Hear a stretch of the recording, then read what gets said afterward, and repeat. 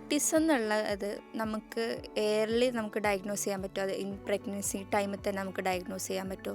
അതോ എപ്പോഴാണ് നമുക്ക് ഒരു കുട്ടിക്ക് ഓട്ടിസാന്ന് കൺഫേം ചെയ്യാൻ പറ്റുന്നത്?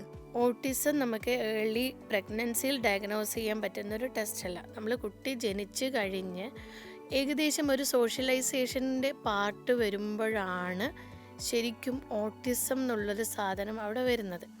അവരുടെ മൈൽ സ്റ്റോണിനൊന്നും ഡിലേ ഉണ്ടാവണമെന്നില്ല. ബാക്കിയുള്ള മോട്ടോർ ഡെവലപ്മെൻറ്റും കോഗ്നിറ്റീവ് ഡെവലപ്മെൻറ്റും ഒക്കെ മിക്ക കുട്ടികളിലും സാധാരണ പോലെ തന്നെ നടക്കാറുണ്ട്. ചില കേസിൽ ഡിലേ വരാറുണ്ട്. മിക്ക കുട്ടികളിലും സാധാരണ പോലെ നടക്കാറുണ്ട് വിത്തൗട്ട് സ്പീച്ച് ഡിലേ വരും. അല്ലെങ്കിൽ സ്പീച്ച് ഉണ്ടെങ്കിൽ തന്നെ അപ്രോപ്രിയേറ്റ്ലി സംസാരിക്കില്ല, പ്രോപ്പർലി കമ്മ്യൂണിക്കേറ്റ് ചെയ്യാൻ പറ്റുന്നില്ല, സോഷ്യലൈസ് ചെയ്യാൻ പറ്റുന്നില്ല. ഇങ്ങനെയുള്ള പ്രോബ്ലങ്ങൾ വരുമ്പോഴാണ് നമ്മൾ അവിടെ ഇങ്ങനൊരു പ്രശ്നമുണ്ടോ എന്നുള്ള രീതിയിൽ വരുന്നത്. അപ്പോൾ നമ്മൾ ഡയഗ്നോസ്റ്റിക് ടെസ്റ്റായ കാസ് എന്ന് പറഞ്ഞിട്ടുള്ള ഒരു ഡയഗ്നോസ്റ്റിക് ടെസ്റ്റാണ് നമ്മൾ യൂസ് ചെയ്യുന്നത്. കാസ് അഡ്മിനിസ്റ്റർ ചെയ്ത് ഇത്ര സ്കോർ വരുവാണെങ്കിലാണ് അവർക്ക് ഓട്ടിസം എന്ന് പറയുന്നത്.